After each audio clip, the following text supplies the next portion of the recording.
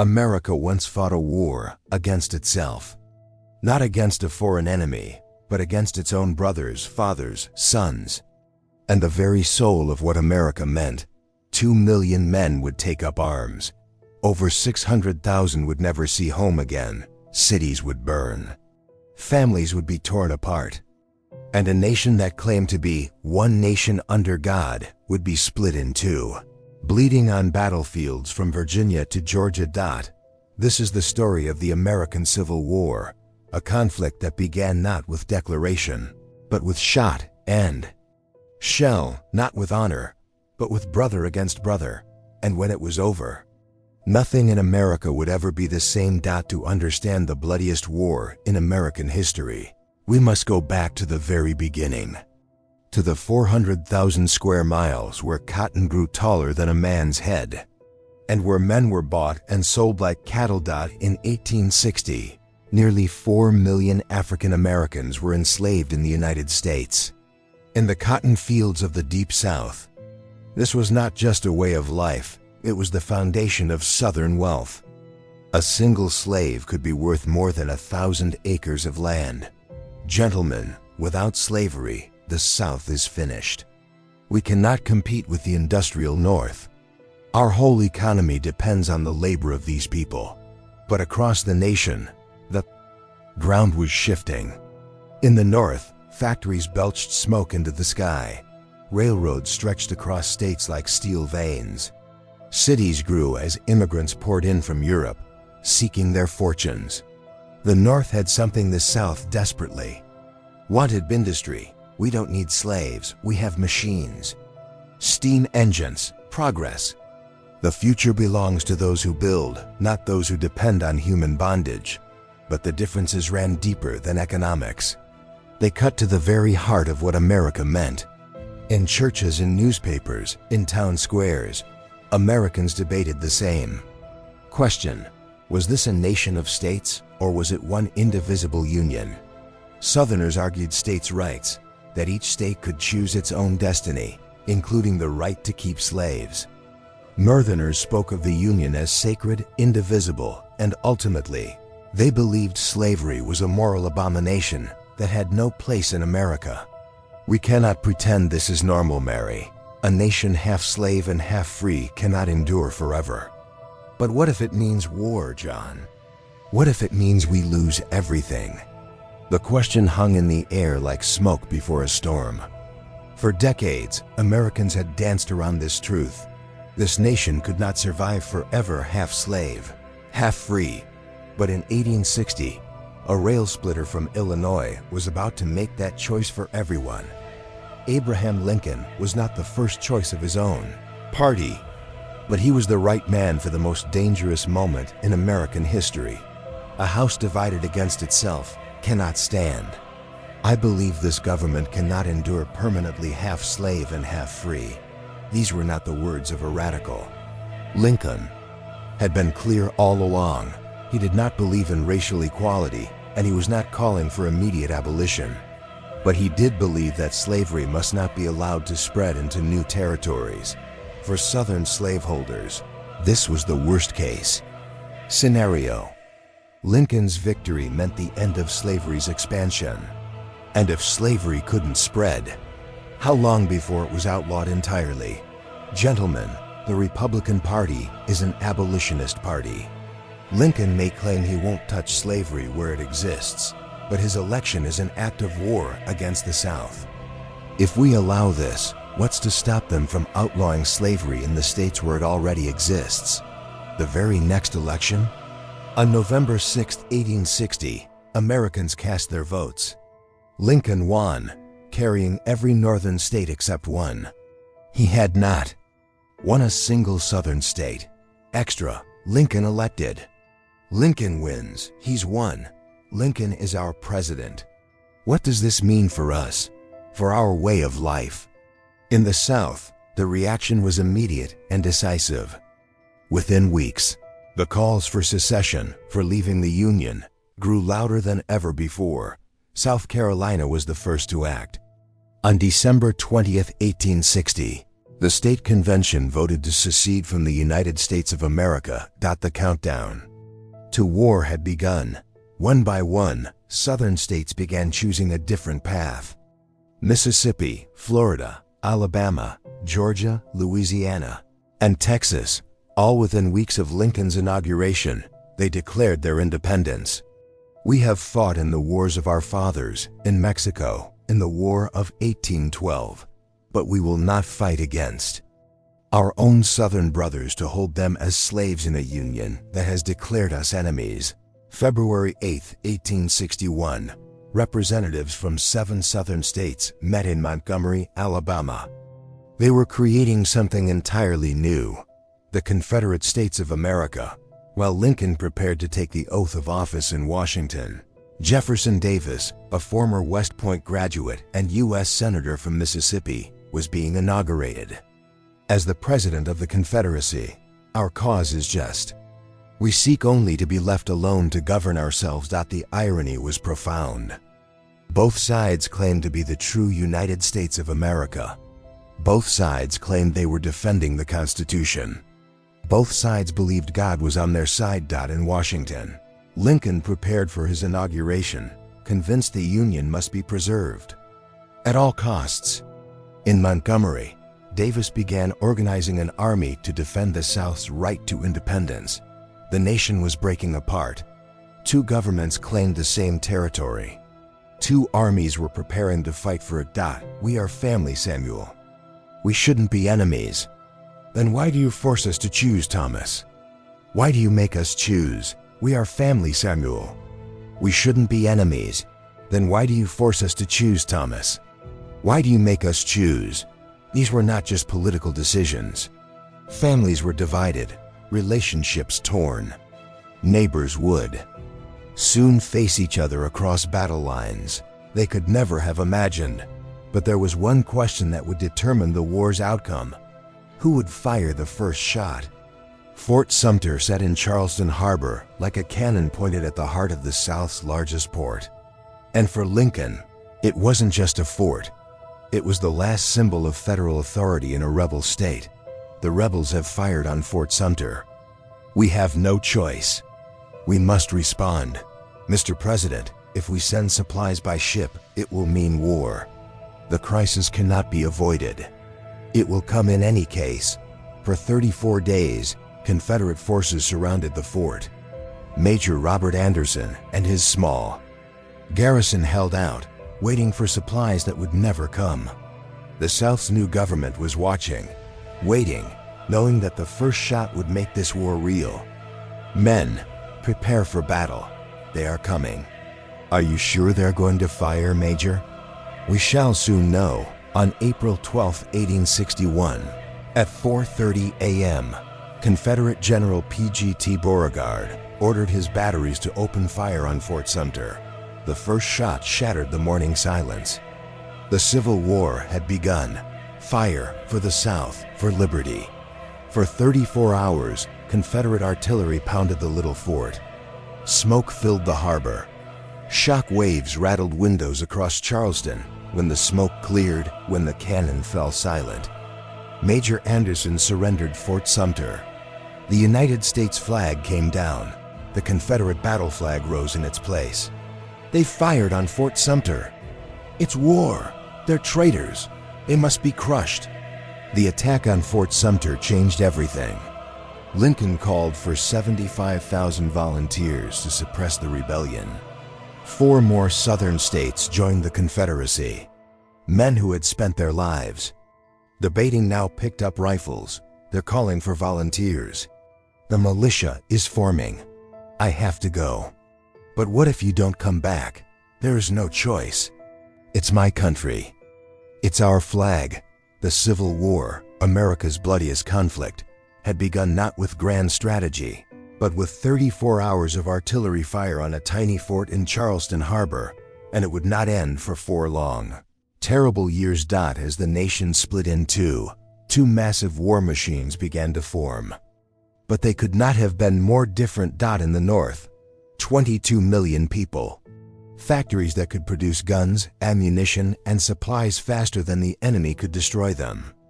railroads that stretched across the continent, allowing armies to move with unprecedented speed. In the South, 9 million people, including 3.5 million enslaved. Fewer factories, but vast cotton and tobacco plantations that fed European markets. A people fighting on their own soil.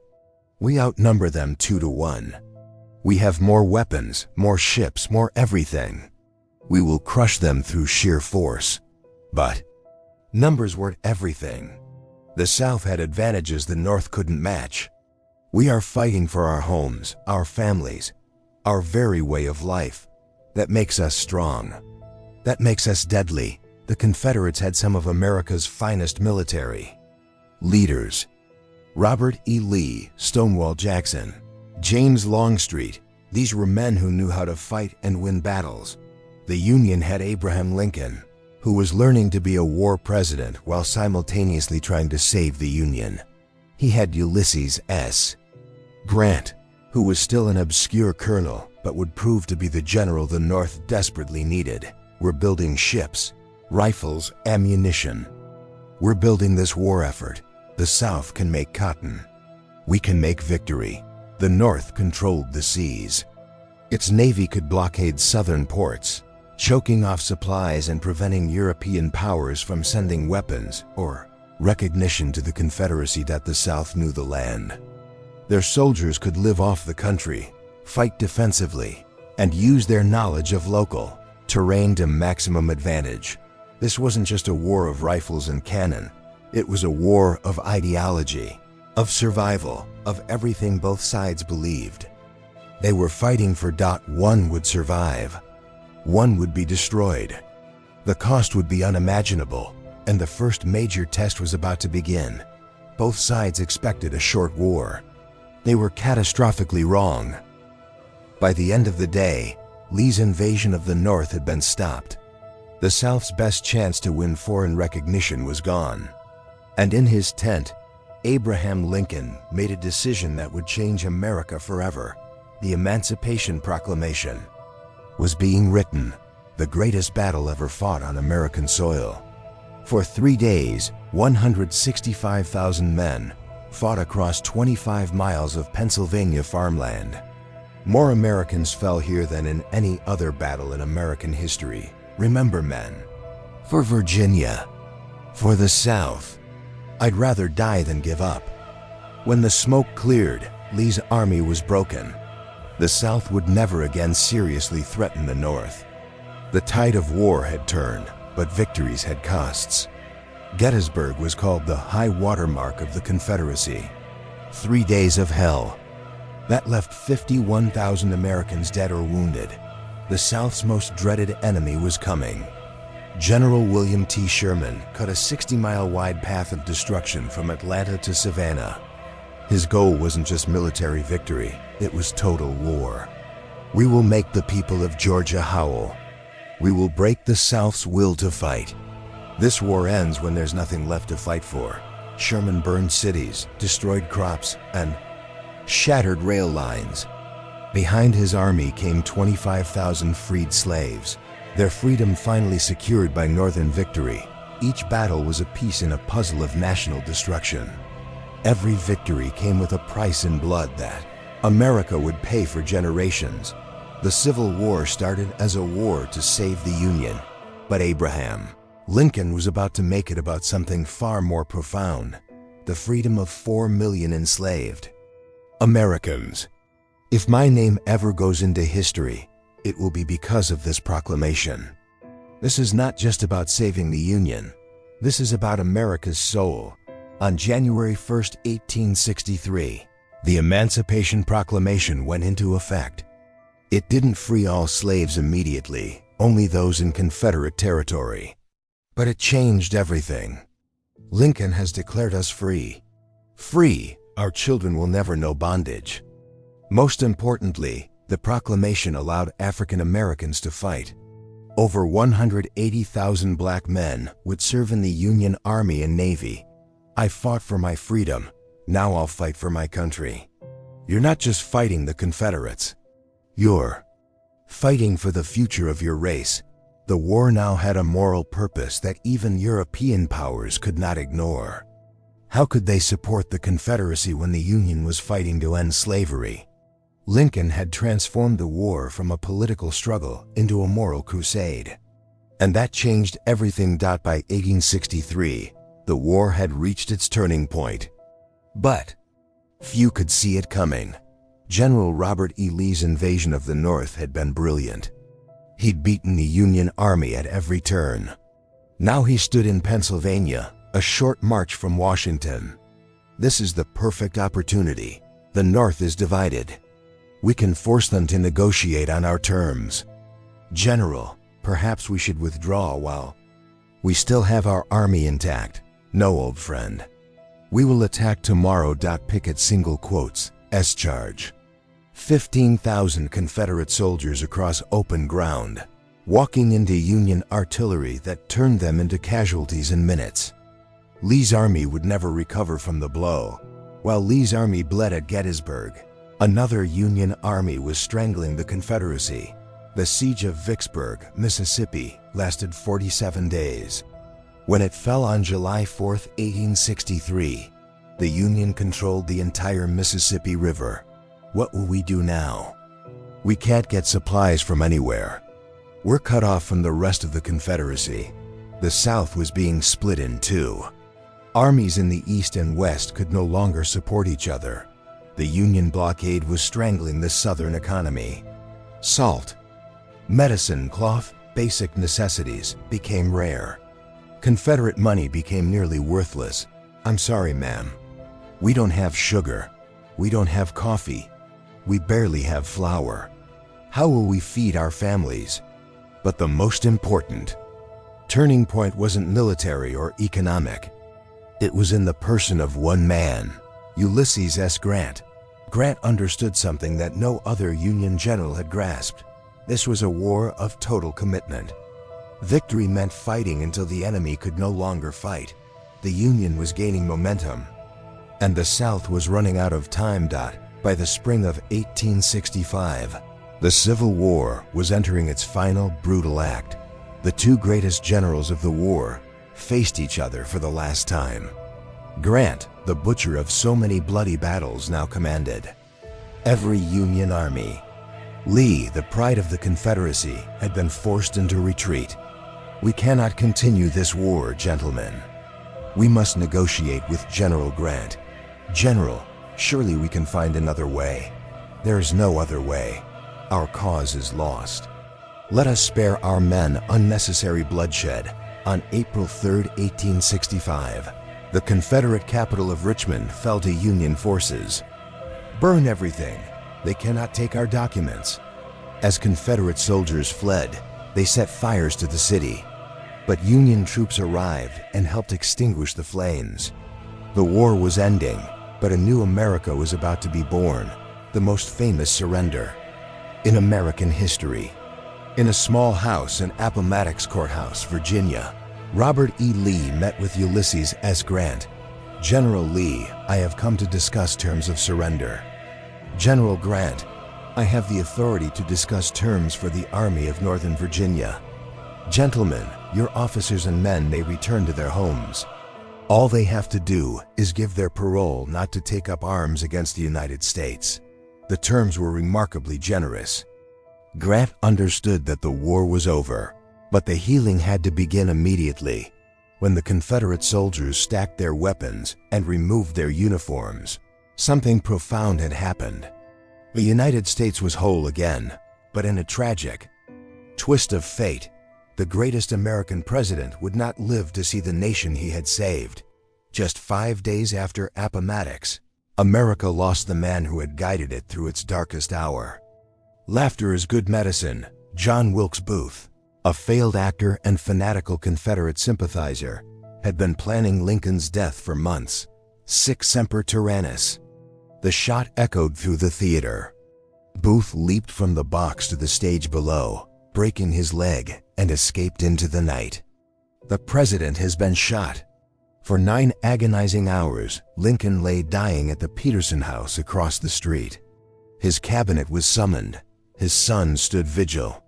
And the nation held its breath, He is dead. At 7:22 a.m. on April 15th, 1865, Abraham Lincoln was dead. The man who had saved the Union, who had freed the slaves, who had guided America through its greatest crisis, was gone. The silence of American cemeteries tells the story of the Civil War's terrible cost. Over 600,000 Americans died in the Civil War, more than died in World War I, World War II, Korea, and Vietnam combined. Dear Mother, John fell at Gettysburg. We buried him in a trench with 40 others. Please tell Father that he died bravely. For every death, there were dozens wounded, limbs lost, hearts broken, minds shattered by the horror they had witnessed. Cities had been burned, farms lay abandoned, families had been torn apart. The South was in ruins. I am no longer property.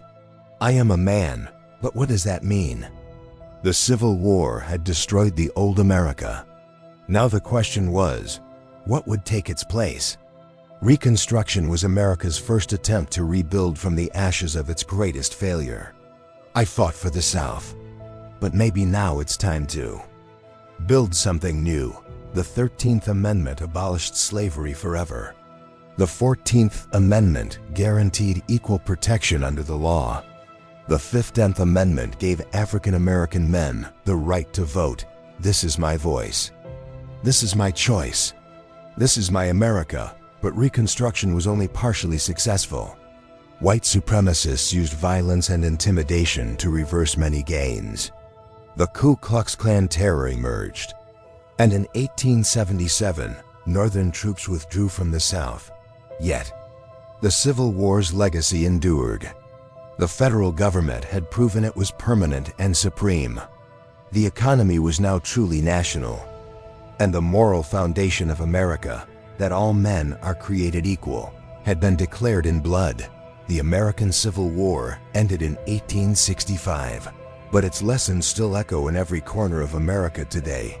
We learned that a nation divided against itself cannot stand. We learned that freedom is not free, it costs everything. We learned that the most American thing of all is to never stop becoming more American. We were enemies, but now we are brothers again. We learned that there is more that unites us than divides us. The Civil War divided a nation, but its lessons still echo in every corner of America. In our classrooms, where children learn that all men are created equal. In our courts, where justice applies to all Americans. In our capital, where representatives from every state come together to govern. And in our hearts, where we remember that the price of freedom is eternal vigilance. America's journey from Civil War to civil rights, from slavery to freedom, from a house divided to a more perfect union. That journey continues today. Because the Civil War taught us that America's greatest strength has never been in our weapons or our wealth. It's been in our unending capacity to choose unity over division. To choose hope over despair. To choose the better angels of our nature. The Civil War divided a nation, but its lessons still echo in every corner of America.